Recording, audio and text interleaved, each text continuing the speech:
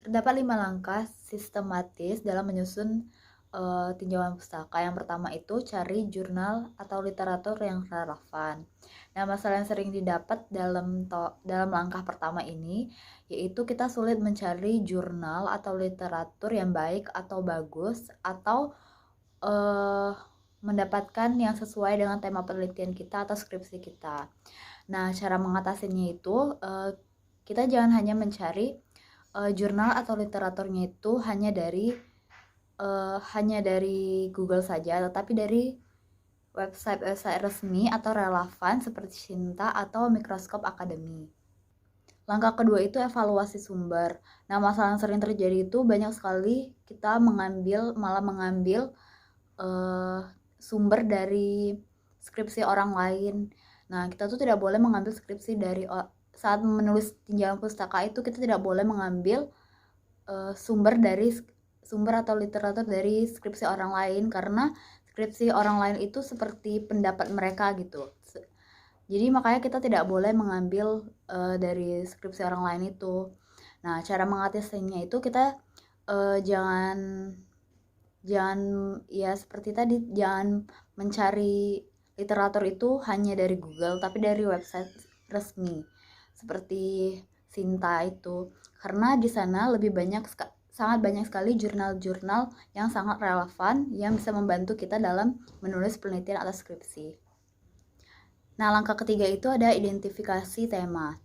Nah, masalah yang sering dialami itu banyak sekali kita malah menulis isi tinjauan pustaka itu yang tidak sesuai dengan tema atau topik yang kita ambil gitu. Nah, maka dari itu cara mengatasinya itu kita harus memahami tema atau topik penelitian yang kita ambil. Kita juga bisa membuat poin-poin penting yang harus kita bahas dalam tinjauan pustaka yang sesuai dengan tema atau topik dalam penelitian kita. Langkah keempat, penguraian strukturnya. Nah, masalah yang sering terjadi itu kita sering sekali tinjauan pustakanya tidak sesuai dengan komponen-komponen struktur yang sudah ada. Kayak seperti misalnya pada isi tinjauan pustakanya itu paragraf pertama kita membahas topik A, dan kemudian di paragraf kedua kita membahas topik B. Lalu paragraf ketiga kita malah membahas topik A kembali, dan di paragraf keempat kita membahas topik C yang berbeda lagi. Nah, kita tidak boleh seperti itu karena akan dilihat atau dibaca oleh orang lain itu seperti berantakan gitu. Makanya cara mengatasinya kita harus, misalnya jika kita harus topik A dan topik B itu harus membahas satu topik yang sama.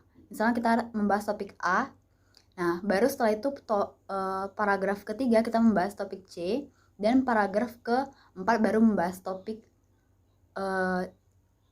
lainnya. Makanya agar tidak dilihat orang lain itu tidak berantakan dan orang lain memahaminya.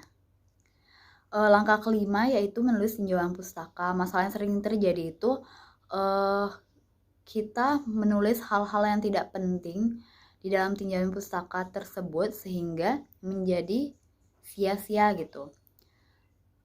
Jadi cara mengatasinya itu kita bisa membuat poin-poin penting yang ada di literatur dengan cara kita mereview atau membaca semua keseluruhan isi literatur, lalu kita membuat poin-poin penting yang ada dalam literatur itu yang harus kita masukkan ke dalam tinjauan pustaka.